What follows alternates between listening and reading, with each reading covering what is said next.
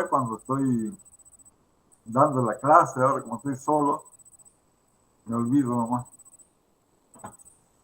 Este, ¿Cómo era? Para volver a... ¿Están viendo ustedes la pantalla mía? Sí, sí, se ve. Sí, profe. Ahí, ahí se ve. No, No, vemos que abrió algo, pero no se ve si no tiene sabe un... qué es. Y ahí Bueno, salió, dejó de compartir. ahora arrancamos de nuevo para que empecemos a ver. Esta es. Ahí sí, ¿no? Ahí sí ya se ve, gente. Sí, sí, ahí se ve. Es lo Bueno, que nos mandó hoy. claro. Entonces vemos descripción morfológica de la planta, la fenología y estos tres links que vamos a usar para mostrar este, sobre todo imágenes muy buenas que hay en estos links y alguna descripción. Este, a ver, ¿y cómo hago para irme a compartir otra cosa?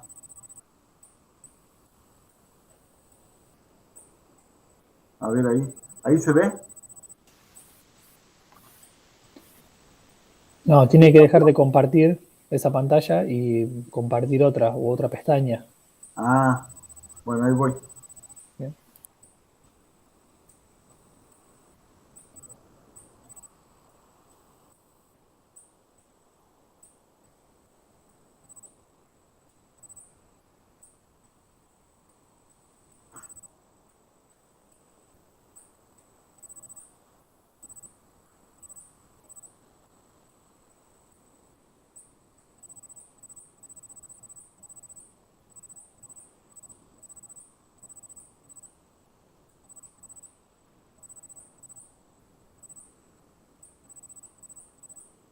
Bueno, ahora se le ocurrió a la máquina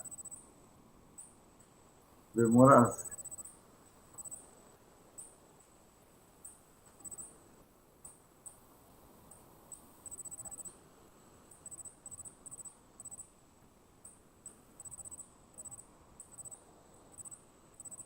Ya va a aparecer la imagen. Está dando vueltas ahí.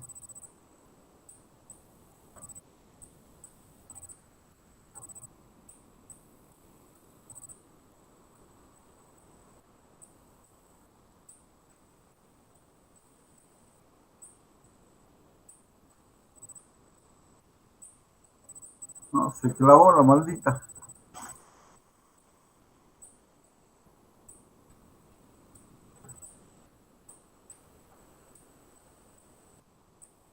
¿Me siguen escuchando? Sí, sí, Sí. se le escucha. Ajá, bueno. Está dando vueltas ahí con sin compartir.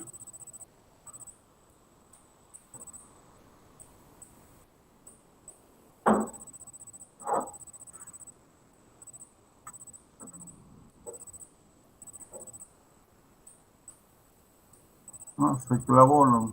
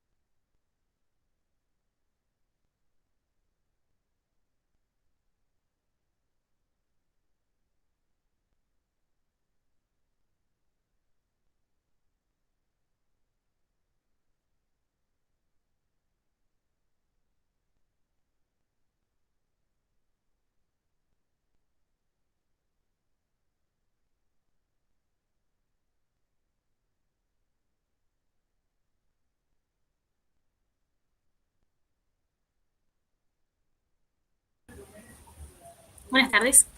Se me hizo tarde. Hola, ¿cómo va? ¿Cómo están? Bien, bien. ¿Todo bien? Desconectó, me parece, el profe. Se le cayó la Capaz, conexión. capaz que tienen problemas de Wi-Fi Hola, y por eso. Hola. yo justo también pude entrar tarde y justito se cortó, estaba por preguntar. Yo todavía si no había empezado todavía. No, cuando quiso arrancar se ve que no sé si el Wi-Fi le anda mal y se fue. Porque justamente Claro. no. Bueno, gracias chicos. Gracias.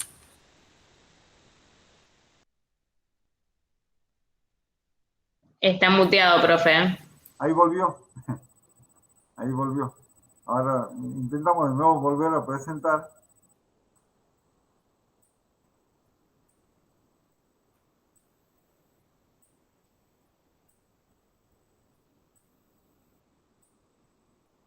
Ahí se ve.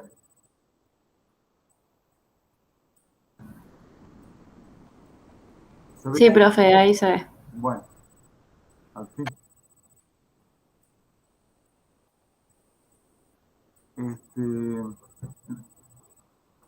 Como dijimos ayer, la sistemática de la vid es bastante sencilla, ¿no? Hay dentro de la familia Vitácea solamente 12 géneros y en realidad el más importante es el Vitis, donde están todas las especies cultivadas por su fruto y aquellas cultivadas para servir como portainjertos.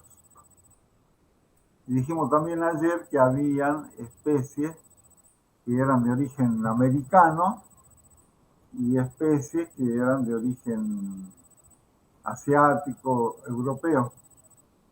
Estas son las americanas, como ven también son pocas especies, siempre dentro del género Vitis. Y aquí les quería mostrar algunas imágenes de esas vides americanas que son la base para estos tallitos rojos así son muy comunes de ver cuando en una plantación se muere la copa y se desarrollan los brotes del portainjerto, de la Vitis rupestris. Los tallitos rojos son típicos de los... Porque los portainjertos comerciales actuales son hibridaciones entre las distintas vides americanas que presentan tolerancia a distintas condiciones ambientales.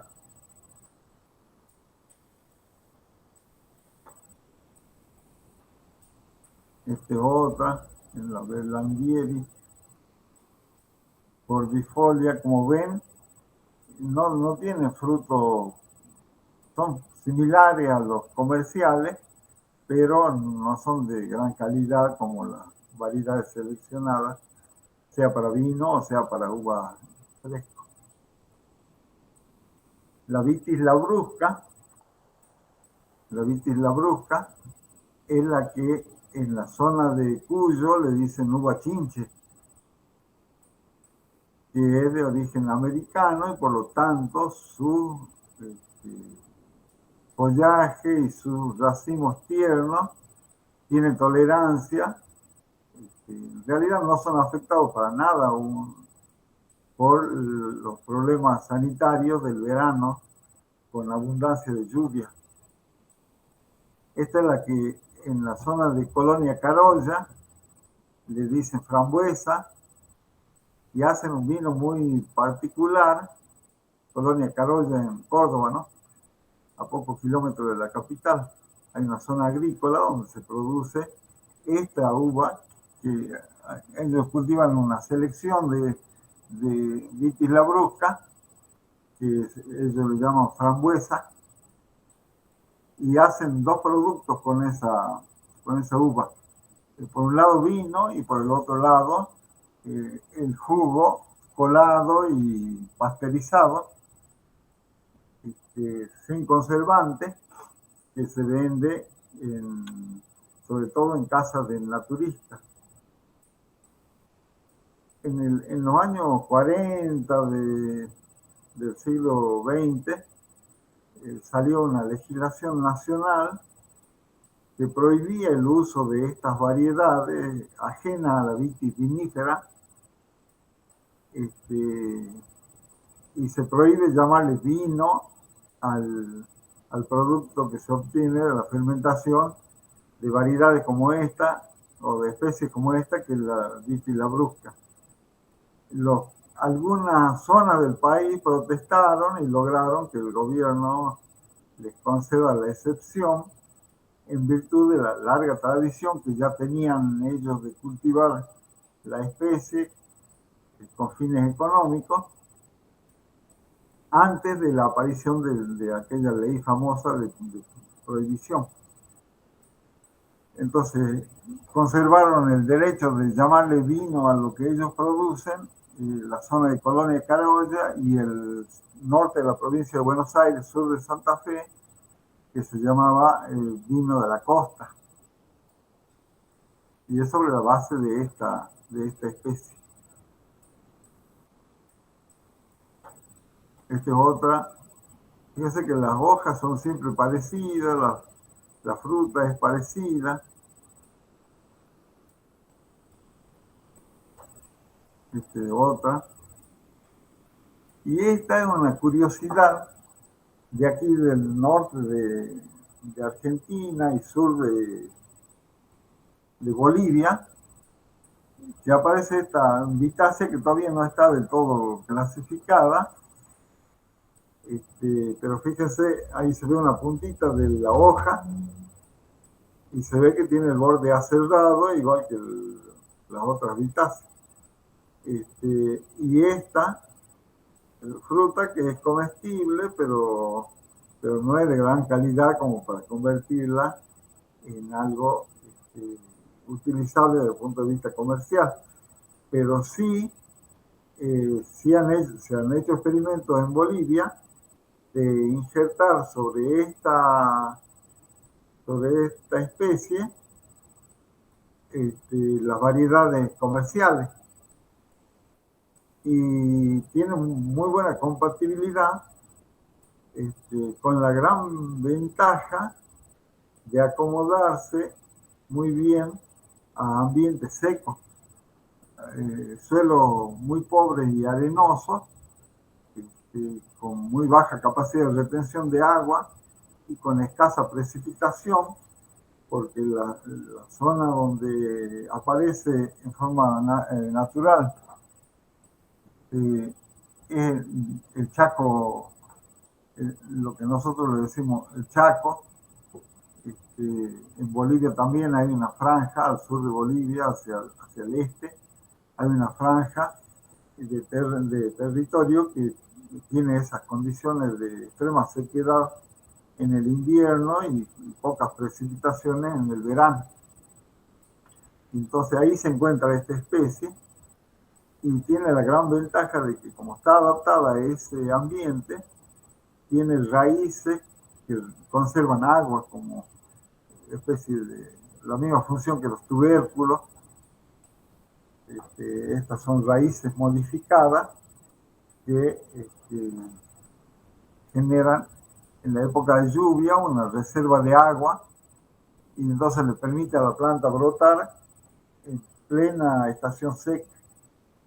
Entonces cuando se desarrolle totalmente la posibilidad de injertar las especies comerciales normales sobre esta especie, se va a poder cultivar con menos exigencia de agua, porque el porta injerto le va a dar esa característica.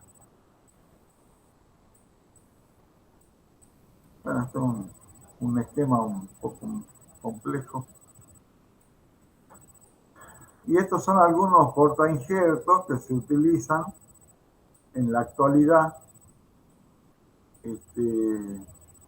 El Paulsen y el 101-14 son los más abundantes aquí en la quebrada de Humahuaca y tiene la ventaja de que es tolerante a nemátodos, y aquí hay muchos nemátodos en la zona vitícola. Hay muchas especies de nemátodos que dañan severamente a las plantas que no tienen tolerancia. Y tanto el 101.14 como el Porcen o el SO4 son tolerantes a nematodos, además de haberse desarrollado originalmente como tolerantes a la filoxera.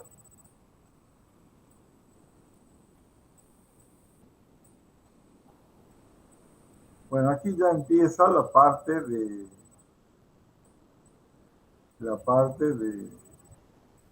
morfología. Ya nos pasamos al otro archivo. Espero que no haya inconveniente. Nos vamos a pasar al otro archivo, donde vamos a ver mejores imágenes para describir la morfología de la planta. A ver. Dejo de compartir un ratito para cambiarme.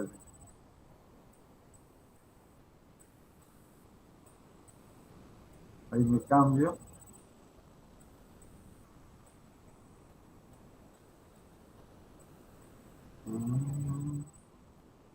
No.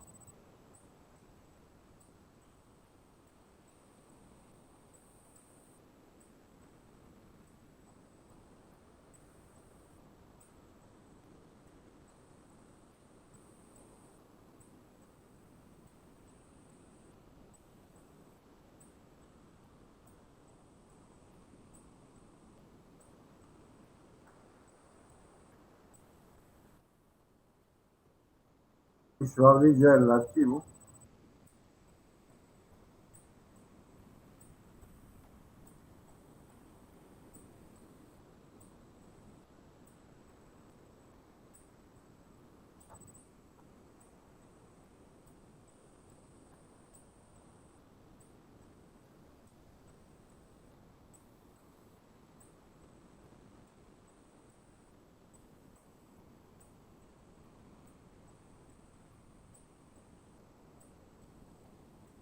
¿Se ve?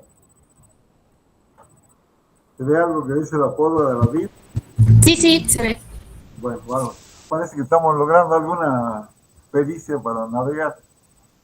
Este es un libro muy interesante que está en PDF gratuito del INTA, donde nosotros vamos a aprovechar las imágenes que hay para describir las características de las yemas de la planta de vid.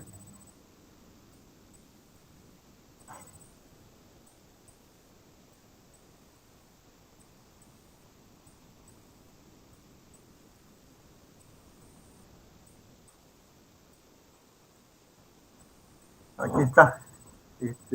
Si nosotros pensamos en la planta de vid, nos damos cuenta que tiene una estructura una planta de vid comercial, ¿no?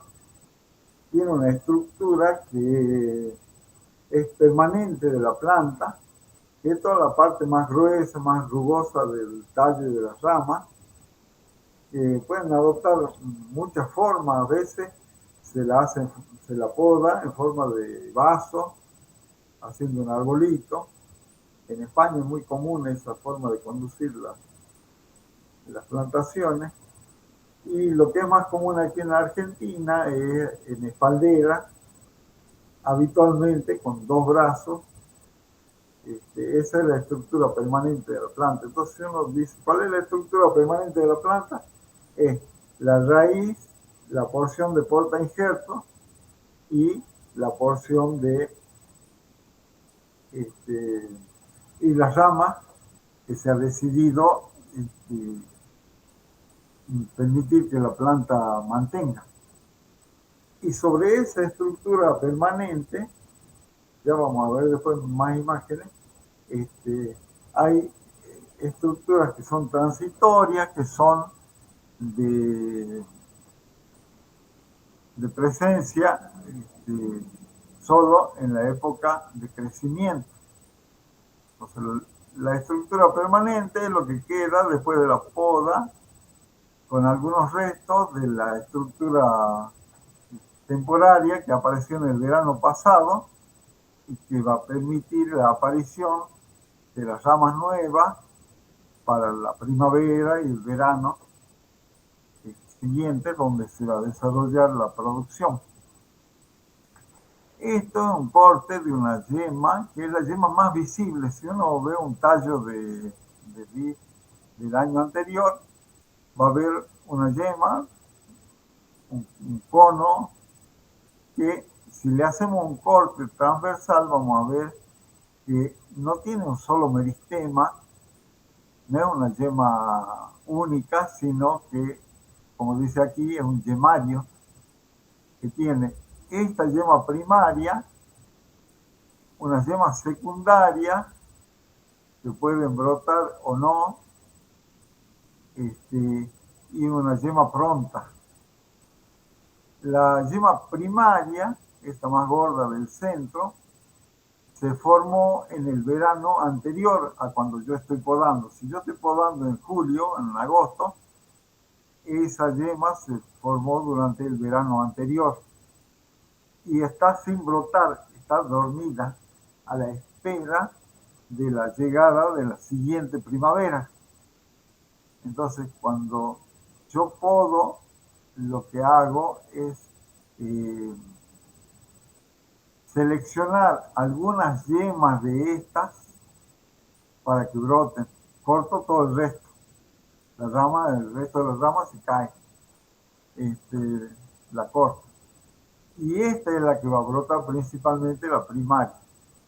Eventualmente puede brotar las yemas secundarias y me dan unas ramificaciones que crecen en simultáneo con la que originó la yema primaria, pero como la yema primaria es la que a mí realmente me interesa porque es la que mejor producción da, las yemas secundarias, si llegan a brotar, se suprimen los brotes, se quiebran cuando son chiquitos, tienen 10 centímetros, son muy tiernos, y con solo empujarlos con el pulgar se quiebran y uno los retira de circulación para que no compitan con la savia que necesita la yema primaria para formar la rama y alimentar el fruto. Y la yema pronta se llama así porque ella brota probablemente en la misma estación de crecimiento donde se formó y no resulta útil, hay que quitarla. Ahora, esto es parte de la estructura de la planta como estrategia de supervivencia, porque si brota esta yema, pongámosle en agosto y a principios de septiembre, tengo una helada que quema el brote originado en la yema primaria, a lo mejor los brotes de la yema secundaria me salven la situación parcialmente, porque como ya dijimos, las yemas secundarias son capaces de producir menos carga que la yema primaria. O sea, el objetivo mío es siempre cuidar la primaria. Si se quema por una helada o por lo que fuere, la yema secundaria la reemplazan, pero con menos producción. Ya la producción se ve resentida ese año. Entonces, eso es lo que nosotros vemos en los nudos de la rama. Ahora veamos si podemos. Aquí está, ¿ves? Este es un corte del tallo. Aquí está la yema principal. Aquí adentro está la yema principal, en realidad ahí están la secundaria y la fronta. Esta que está al lado, que habitualmente brota en el primer año y uno la corta para que no estorbe. Esta es la yema principal. Aquí también se ve, esta es la yema que se llama también yema franca, que es la más visible, el cono más visible que uno ve en el nudo del sarmiento. La primera yema, la más próxima, la primera yema franca, la más próxima a la madera más vieja, esta es la madera vieja, esta es la madera del verano pasado. La primera yema es la que llaman burillón, que es nada más que la yema franca, que está pegada, más cercana a la madera vieja. Y además hay otras yemas que aquí se ven, que son las yemas casqueras, que siguen siendo el reaseguro de la planta para sobrevivir cuando las yemas francas y eventualmente las yemas secundarias fracasan en su función de emitir el nuevo follaje. Entonces aquí hay unas yemas más pequeñas, estas que se ven en la base del nacimiento del sarmiento, que son las yemas casqueras, que también son capaces de brotar. Y como la especie es muy previsora, en esta zona más vieja, escondida debajo de las cortezas, hay meristemas que son capaces de brotar habiéndose muerto todas las otras yemas. O si yo corto aquí, yo hago un corte aquí y dejo solo madera vieja, se activan esos meristemas y me emiten brotes que ya no son productivos, no son importantes desde el punto de vista de la producción, pero sí de la supervivencia de la planta. Eso permite que la planta se regenere y siga viviendo. Entonces, ahí ustedes en esta bibliografía tienen bien la descripción, pero en esencia es eso que yo les dije. La principal yema, la mejor yema, la que da un sarmiento que da mejores frutas o mayor cantidad de fruta, es la principal de la franca. Después la secundaria, después las casqueras, y si fallaran las casqueras, los meristemas que están escondidos en la madera vieja. Hasta ahí vamos. ¿Van entendiendo? Sí, perfecto. Hola. Sí, sí, sí. Ah, bueno. Alguna voz tiene que salir. Bueno, entonces, ustedes en esta bibliografía pueden encontrar más detalles. Ahora vamos a... No sé qué pasó. Ahí estamos.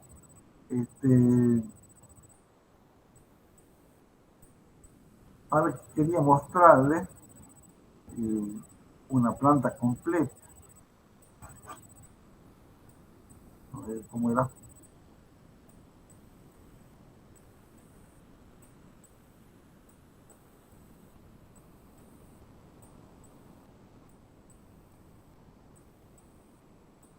Ahí se está viendo, ¿no?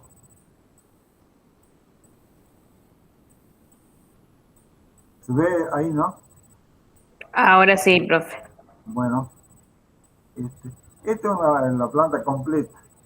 Fíjense, en principio, que las raíces no es de una planta normal.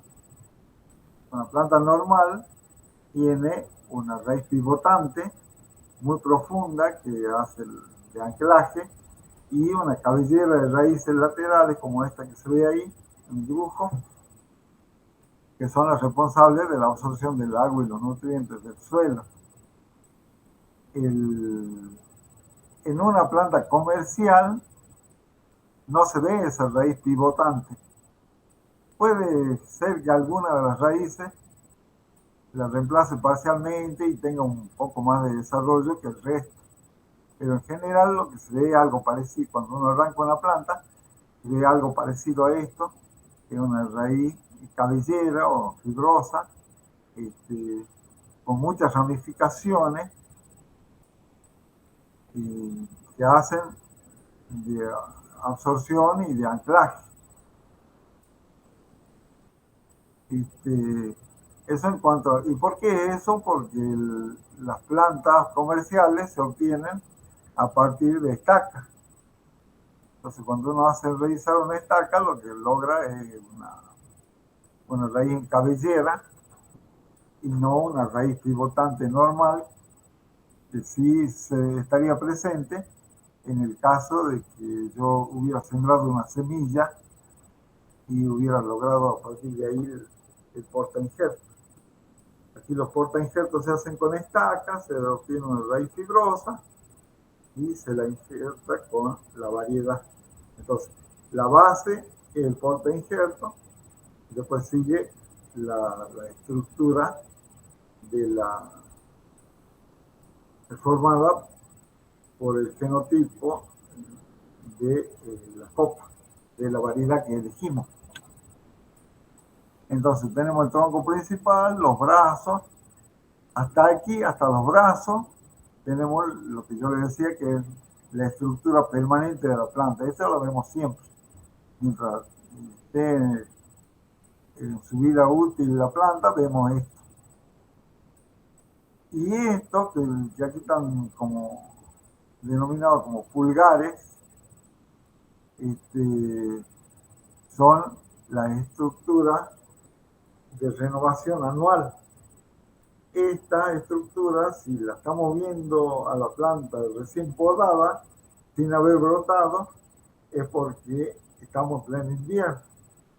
Y estos pulgares eran sarmientos largos que se habían originado en la primavera pasada y se habían desarrollado durante todo el verano pasado.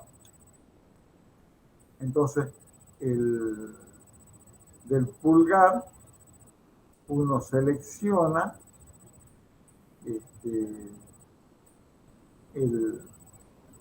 algunas yemas, corta el resto se va y esas yemas quedan y brotan y forman la vegetación que yo observo en el verano, en la primavera siguiente y el verano.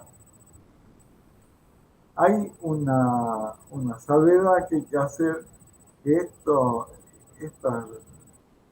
pedazos de rama que uno deja para que sirvan de base a la nueva brotación no son del mismo largo en las distintas especies. Por ejemplo, en Cabernet Sauvignon se acostumbra a podar corto, así bien corto, porque las yemas francas que están cerca del brazo son las que emiten los sarmientos más productivos, son los mejores racimos.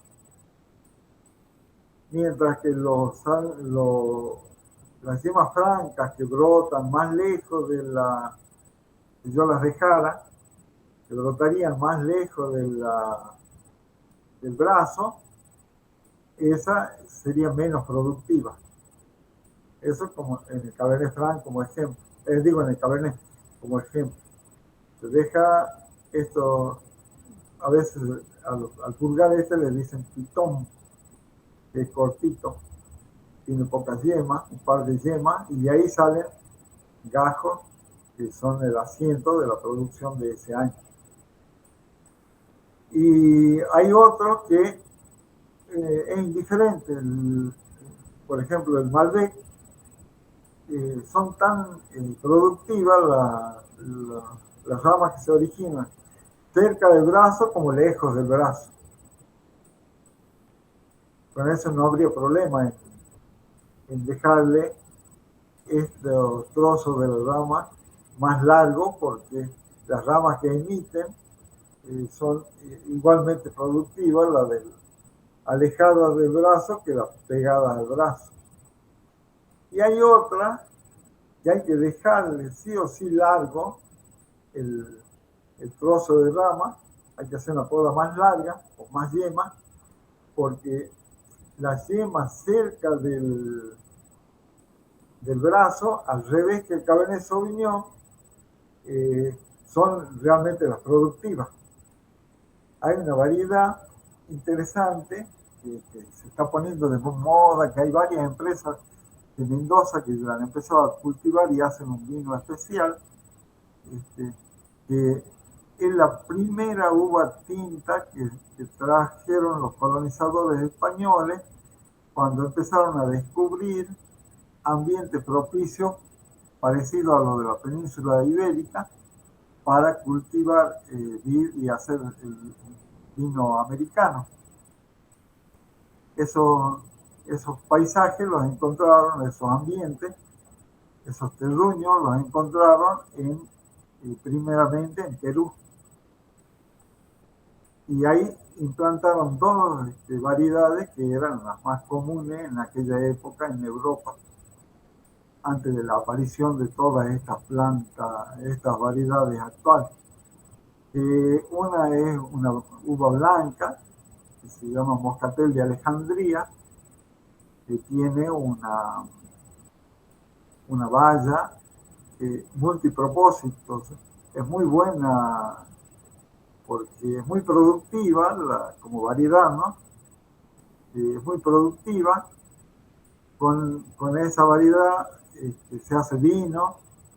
En Bolivia se hace lo que se llama Singani, que es un aguardiente, pero como proviene de la Moscatel de Alejandría, tiene un conjunto de aromas muy destacados.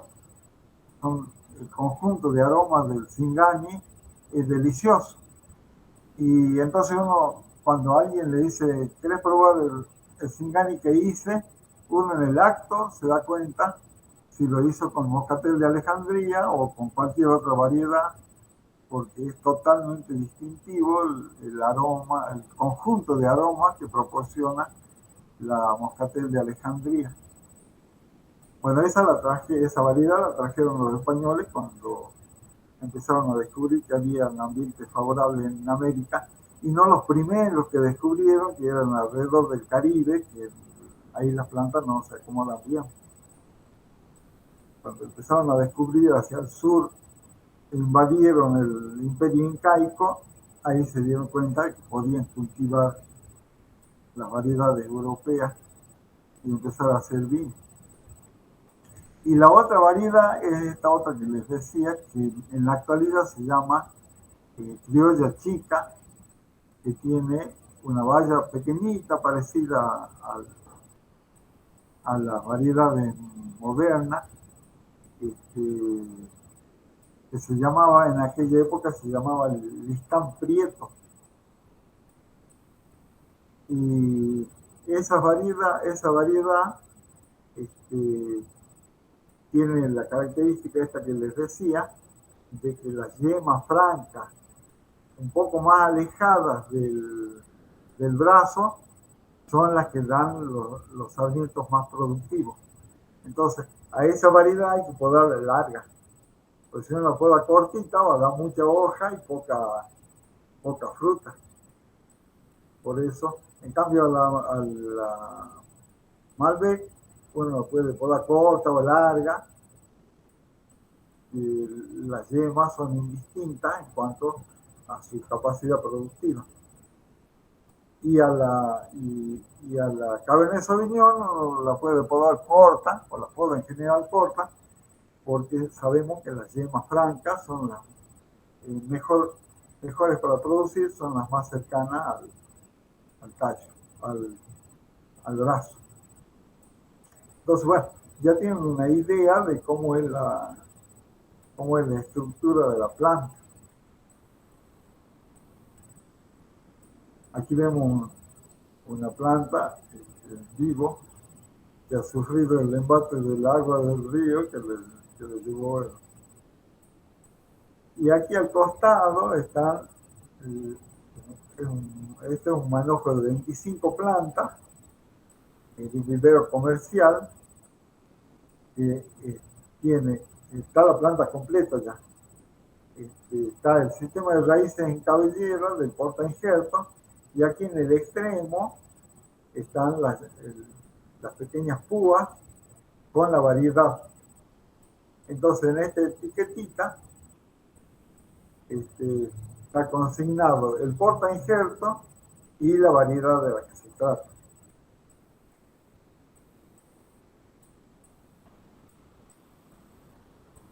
Ahora, de esa forma inicial, ¿cómo cultivamos nosotros? ¿Cómo la manejamos en la planta? Dejamos que crezca el tallo principal hasta una cierta altura. Se seleccionan 2 sarmientos que se acuestan sobre el primer alambre que encuentra la espaldera, y ahí sobre eso, a cierta distancia, se forman los nudos productivos que todos los años vamos a ir reemplazando para obtener estas ramas, que son las ramas de crecimiento del año, que me sirven cuando yo venga a podar. Voy a cortar parte de estas para que las mejor ubicadas, para que repongan la rotación de la primavera siguiente, y parte se elimina para no tener un exceso de ramas sobre la planta que hagan un follaje demasiado denso, que sombree la fruta y le impida adquirir color, y que genere un ambiente húmedo propicio a las enfermedades fungosas del verano. Entonces, sobre esa rama que nosotros dejamos, que se originó en el verano anterior a la poda, es que en la primavera aparecen los sarmientos. En primera instancia, cuando están así tiernos, los sarmientos se llaman pámpanos.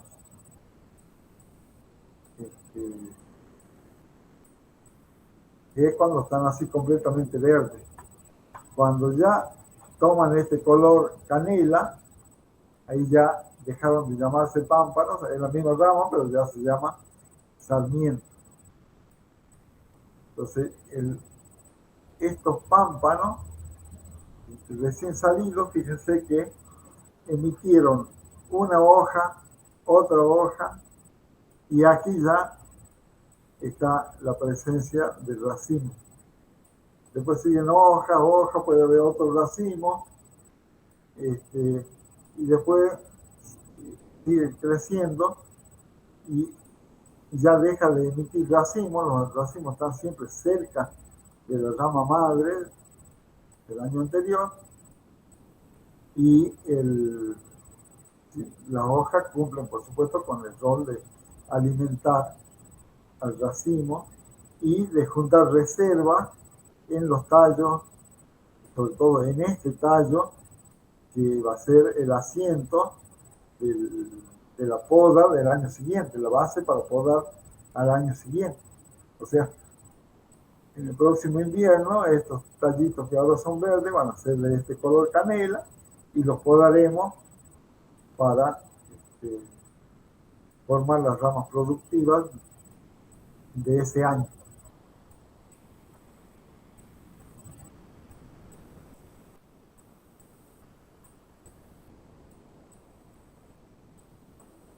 Después, esto ya es verano. Aquí ya son todas hojas adultas.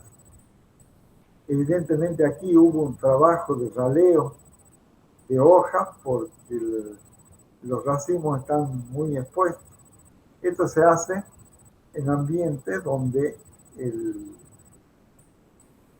verano es más bien con tendencia a estar nublado. En ambientes donde, como los de aquí de Jujuy, de la zona vitícola, donde el sol es muy intenso, la insolación es muy fuerte, este raleo de hojas hay que hacerlo con mucho cuidado, porque si uno se pasa, el sol directo pegando sobre los racimos lo deteriora completamente, produce rajaduras en la piel, en la epidermis, lo convierte en inútil al racimo. Entonces, aquí hay que mantener una cantidad de hojas mayor a esto. Los racimos no se deben ver así aquí, porque si llega a darle el sol de la tarde, de la siesta, a estos racimos, toda la parte donde golpea directamente el rayo del sol queda inutilizado. Esto es más bien de ambiente donde la luminosidad no es muy intensa.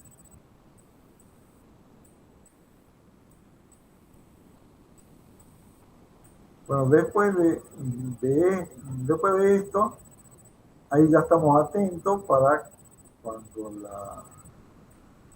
la valla ha logrado el contenido de azúcares que nosotros queremos, que la empresa ha fijado como oportuno para cosechar. Ayer les decía que hay empresas que optan por dejar hasta muy avanzada esta madurez, cuando ya empieza a perder agua el contenido de la valla, y entonces se logran tenores muy altos de azúcar, como 26 grados, por ejemplo, 27 grados, 27% de azúcar, con lo que se obtienen vinos muy alcohólicos, más de 15% de alcohol, que bueno, es del gusto de alguna gente. En cambio hay otras empresas que prefieren cosecharla más tempranamente, con menos azúcar, y entonces lograr vinos que sean más suaves, más delicados. Uno puede aprovechar ambos tipos de vino, ¿no? Cuando está acompañando una comida con un vino muy alcohólico, esa cualidad de alto tenor alcohólico es útil para limpiar el paladar cuando uno está comiendo algo muy grasoso, por ejemplo. Por ejemplo, asado de cordero aquí de la Quebrada, es muy grasoso, entonces es bueno contar con un acompañamiento de un vino que limpie la lengua y el paladar de esa grasa para que uno siga disfrutando de la comida. Y en cambio, si uno quiere quedarse de sobremesa, charlando y bebiendo, se puede cambiar de vino y pasarlo a un vino con menor tenor alcohólico, que uno lo va degustando y mientras charla, apreciando no solo el sabor, sino el aroma, la delicadeza de los aromas. Entonces ahí nos buscamos un vino más suave, más tranquilo, para seguir tomando y hacer una sobremesa larga, acompañado de vino. El tema del uso del vino tiene mucho que ver con el diseño que uno le asigna al manejo de la plantación, cómo elige las variedades. Y en algunos casos, para hablar de la adaptación al ambiente, por ejemplo, están los vinos verdes como ejemplo de cómo adaptarse a un ambiente muy poco favorable. En Portugal, hacia el norte, hay una sierra que se llama la Sierra Marao, que está paralela a la costa del Atlántico, en el norte de Portugal.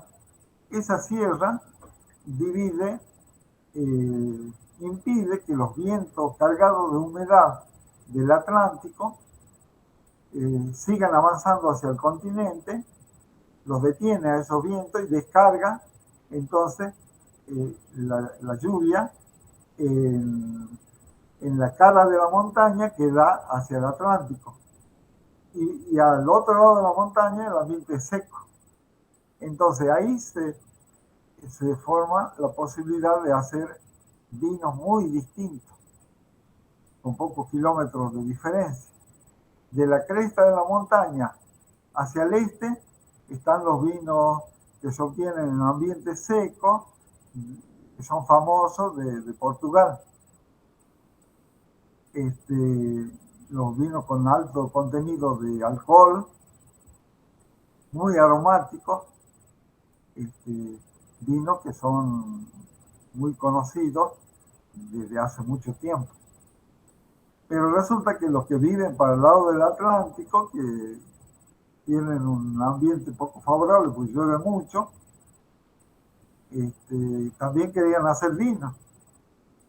Entonces han desarrollado su viticultura y han inventado algo que ellos le llaman el vino verde.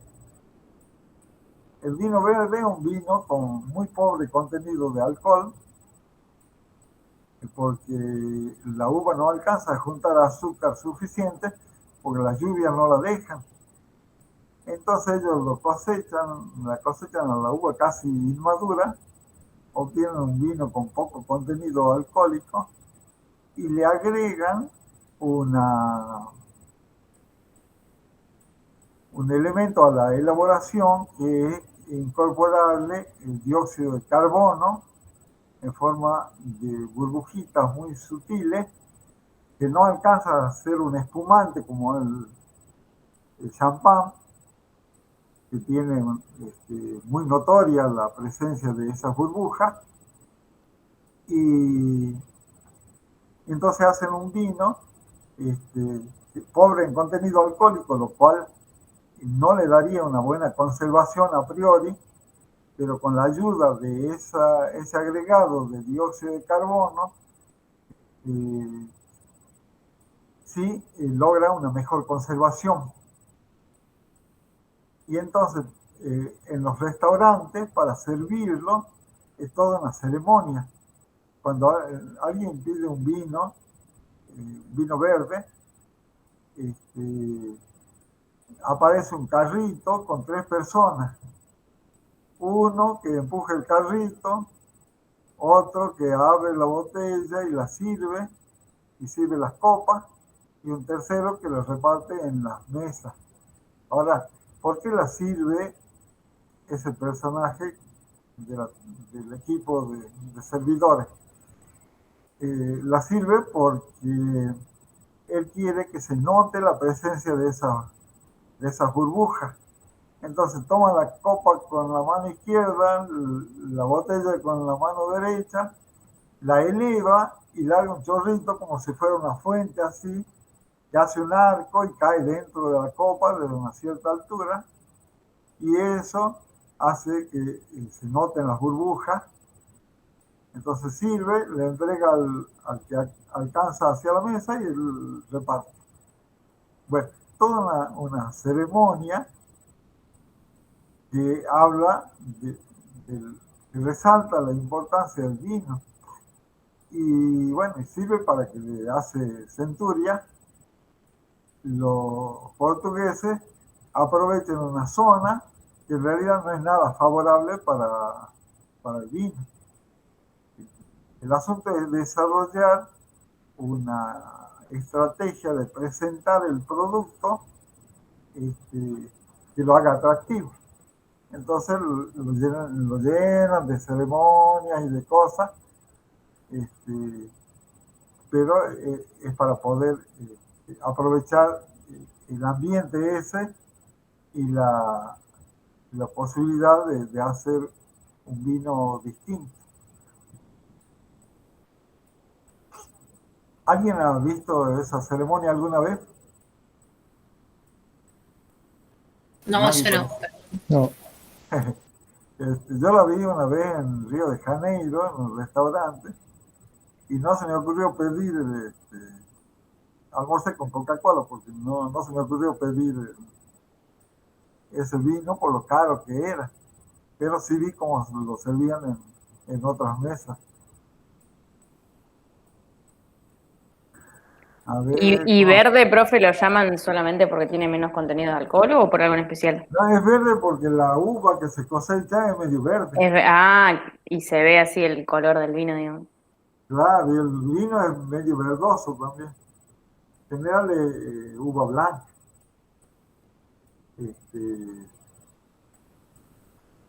esa característica ambiental del norte de Portugal también es compartida por la zona española de Galicia, que está colindante. Entonces hay vinos gallegos que también son así, con esas características. Y desde el punto de vista de las costumbres nuestras, es un vino muy poco atractivo en realidad, porque los aromas y el color y el contenido de azúcar se definen en ese último periodo de madurez, de maduración de la baya, que ellos no le dan tiempo a que se produzca porque las enfermedades de hongo lo liquidarían al racimo y no podrían cosechar. Como ejemplo un poco más fino, menos marcado que ese extremo que les comenté, por ejemplo tenemos, si comparamos entre la zona productiva de vinos del sur de Bolivia, que se llama Tarija, que es la más importante productora de vinos de Bolivia, y nuestra quebrada de Humahuaca. En la quebrada de Humahuaca, como vimos en la clase anterior, tenemos un clima muy seco, con apenas unos 150 milímetros de lluvia.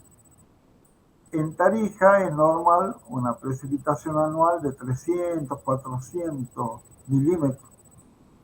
Entonces, la uva, ellos no pueden darse el lujo de esperar demasiado a la uva por ese problema, de la lluvia. Entonces, lo que hacen es cosecharla más temprano que lo que habitualmente se puede cosechar en la quebrada de Humahuaca.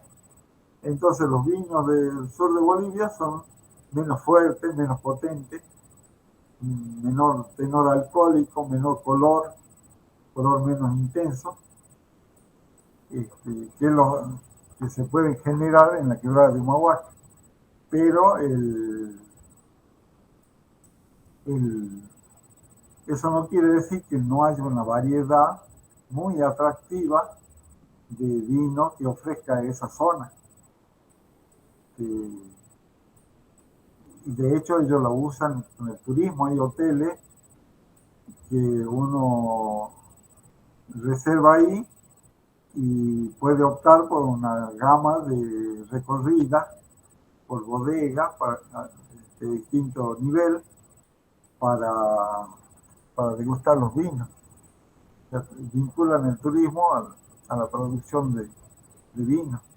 Es muy divertido, son muy divertidos esos recorridos porque usan una estrategia muy buena.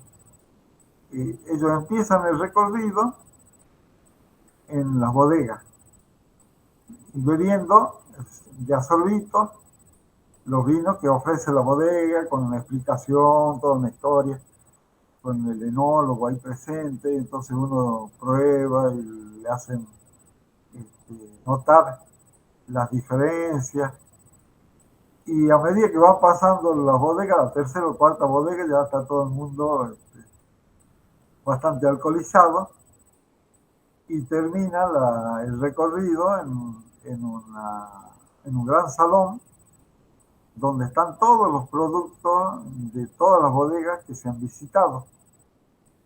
Así que todo el mundo alegre con tanta probada, termina comprando hasta sacacorchos y compran, además de vino. Entonces es una forma de aprovechar bien la vinculación entre el turismo y la producción de vino. Bueno, creo que ya no hay más imágenes para mostrar. Entonces, el tema de la fenología este, ustedes ven que a lo largo del año va cambiando la imagen del viñedo. En pleno invierno, el viñedo es todo marrón, la vegetación de esa zona árida que no llueve aquí en Jujuy es todo de colores marrones, el suelo desnudo, toda la vegetación muerta por el frío.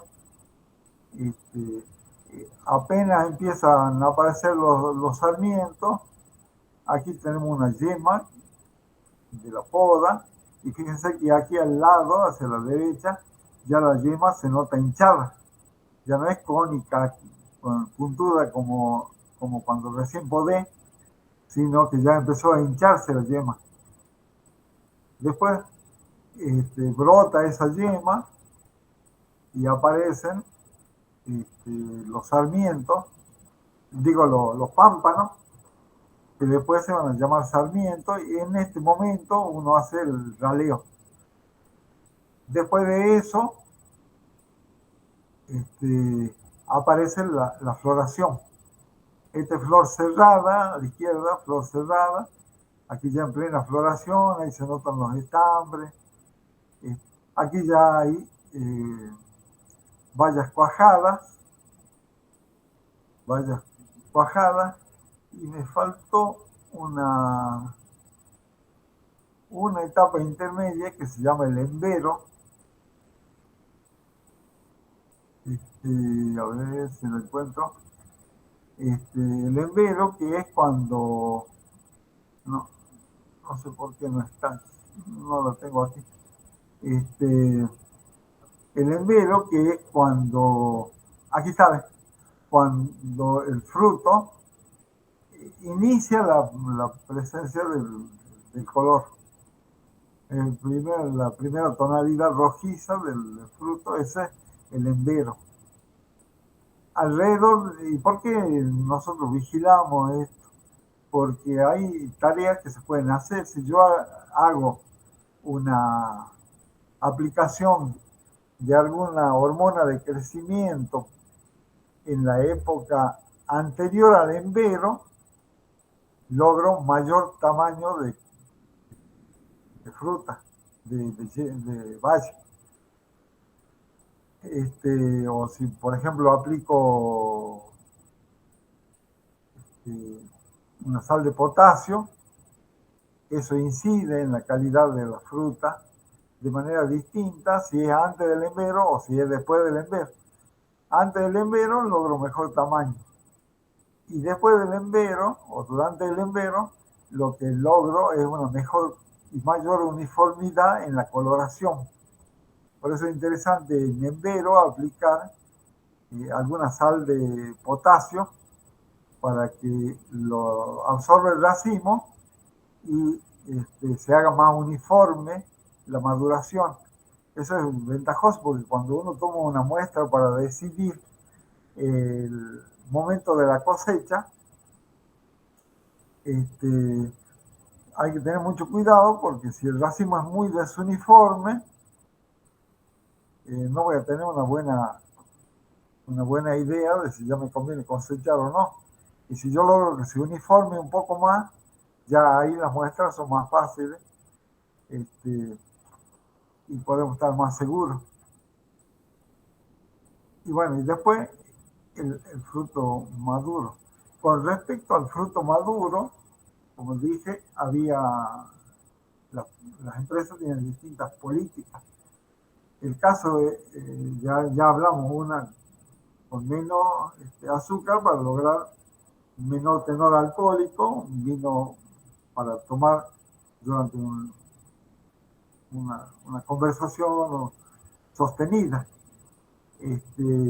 o un vino más intenso para acompañar comidas muy condimentadas o muy grasosas.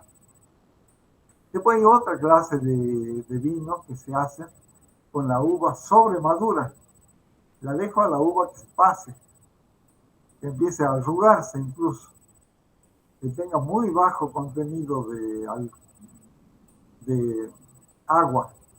lo cual hace que el contenido de azúcar sea muy elevado. ¿Alguien conoce algún vino que se obtenga con este procedimiento?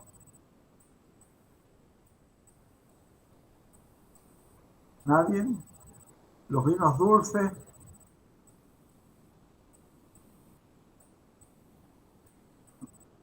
Los vinos dulces sí habrán probado. Sí, Que se usan como aperitivo o como para acompañar postres. El vino dulce puede ser, está prohibido por empezar a endulzar un vino agregándole azúcar de caña. El que hace eso, el Instituto de Vitivinicultura detecta la falsificación y le destruye, lo obliga a tirar toda la producción. No se puede agregar artificialmente nada que no sea permitido por la legislación. Todo eso es no porque sea venenoso, sino porque contribuye, el ser riguroso con eso contribuye a la fama de los vinos argentinos. Todos los países cuidan eso. Es decir, los países que le dan importancia a la vitivinicultura cuidan que sus vinos sigan procedimientos muy rigurosos de calidad y de genuinidad para que no su imagen no se vea deteriorada a la vista de los compradores. Bueno, entonces no se puede agregar azúcar. ¿Cómo hago entonces un vino dulce? Espero que este racimo se ponga medio seco, medio arrugado las bayas, lo cosecho en ese momento, lo muelo y obtengo un jugo muy espeso con un alto contenido de azúcar que llega a un grado alcohólico elevado, que ya empieza a matar las levaduras que produjeron ese alcohol y todavía hay un remanente de azúcar. Entonces el vino queda dulce. Son los vinos dulce natural o cosecha tardía, que le llaman también. Esa es una forma de hacer vino dulce. Lograr un tenor de azúcar tan elevado que las levaduras que convierten ese azúcar en alcohol se mueren en el propio alcohol que ellas han generado antes de haber terminado de usar el azúcar que había presente en el jugo. Entonces el vino queda dulce. Uno puede ayudar a la bacteria, a la muerte de esas levaduras, enfriando violentamente el vino cuando ya tiene un cierto contenido alcohólico y un cierto contenido de azúcares que lo haga sensiblemente dulce. Entonces uno, al tacho donde se está produciendo la fermentación, se le puede agregar algún químico que inhiba la actividad de la levadura o lo enfrío violentamente para que se mueran por el frío las levaduras y el vino quede naturalmente dulce. Y por último, dos curiosidades de cómo hacer vino dulce. Hay un vino que se hace en Alemania es curioso porque tiene que estar muy bien manejado el viñedo, porque ya cuando la uva tiene un estado muy avanzado de madurez, se hace una aspersión con una solución de esporas de la peronóspora, o sea, para inducir una podredumbre deliberadamente. Pasan las máquinas, así que en vez de asperjar un fungicida, va la suspensión de esporas. Entonces las esporas infectan el racimo, generan lastimaduras en el racimo que le hacen perder agua y se concentra el azúcar y se obtiene un vino dulce. Ahora hay que manejar bien eso porque si uno está promoviendo la presencia de la peronóspora, después hay que evitar que esa misma peronóspora me liquide los brotes antes que armen el racimo. Y la otra, algo que se hace en países muy fríos. Aquí en la Patagonia hay ejemplos, en Canadá también se hace, en lo que se llama vino de hielo o ice wine, que el racimo maduro se lo deja hasta que cae la primera helada que congela el viñedo. Entonces la valla se congela por dentro, el hielo, los cristales de hielo rompen las estructuras celulares con pérdida de agua. Entonces, después que se produjo el daño de la helada, corto el racimo y lo vinifico y voy a tener un vino dulce por el alto contenido de azúcar, puesto que se fue parte del agua que contenía la valla. Bueno, estas formas de manejar la madurez de la fruta para obtener vinos especiales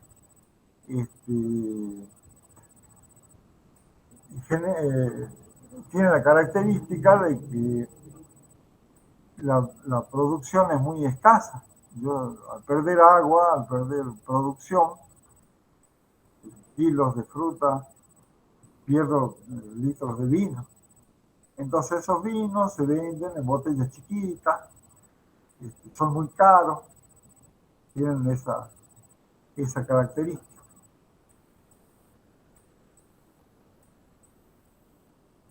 Bueno, ya estamos llegando al final. Esta es una foto de una valla cortada. Ahí vemos que la pulpa no es uniforme. La pulpa tiene un sector más espeso, adherido a la cáscara, y un sector más líquido que está alrededor de la semilla.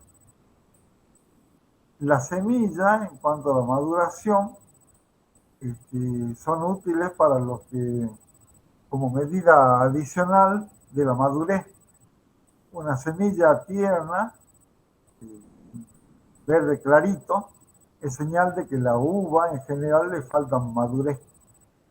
Cuando la semilla se pone color canela y empieza a oscurecerse, ahí es el momento que va a coincidir con las medidas de azúcar apropiadas para hacer el vino.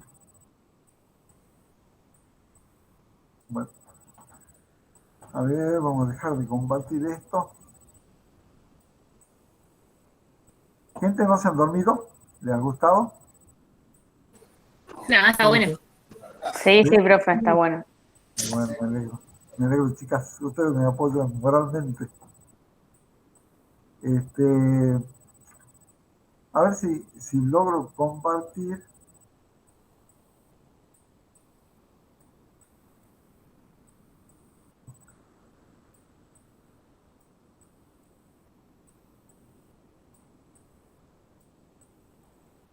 A ver, aquí está.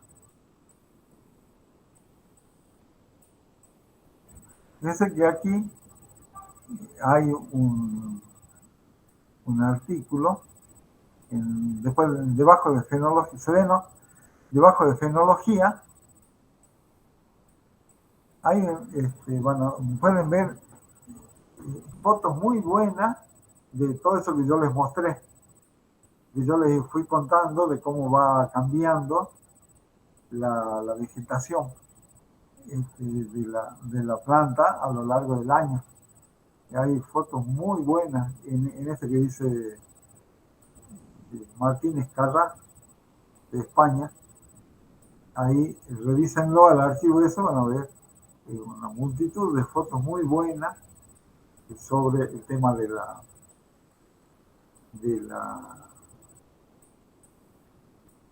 de la evolución fenológica a lo largo del año. Bueno, aquí terminaríamos. Muchas gracias. A ver, 1, 2, 3, 6, 7.